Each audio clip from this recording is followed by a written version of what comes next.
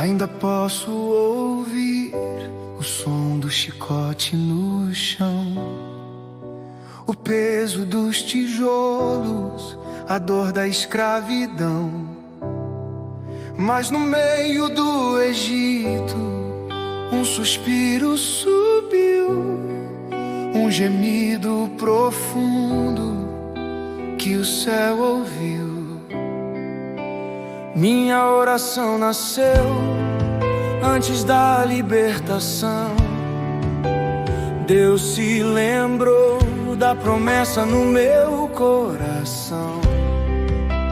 Tira as sandálias, o chão é santo aqui. O fogo arde e nunca vai se consumir. É a voz do Senhor que sara o meu pranto. Tua presença, meu lar eu encontro. Tu és o eu sou, o Deus que nos vê, que abre o mar e nos faz vencer.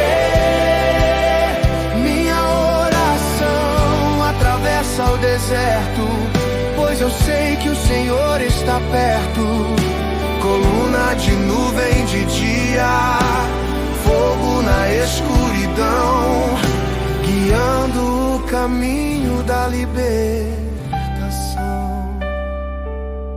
O maná caiu quando a fome chegou, da rocha ferida a água brotou. Cada passo na areia é milagre pra contar. Quem me tirou do cativeiro prometeu me guiar. Não sou mais escravo, sou filho da promessa. Tua mão me sustenta, tua voz me atravessa. Diga ao povo que marche, diga ao povo. Se o mar não abrir, eu vou adorar.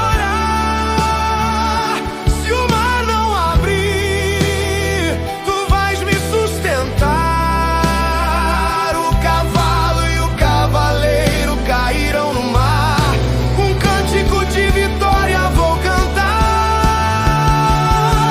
Tu és o eu sou, o Deus que nos vê, que abre o mar e nos faz vencer.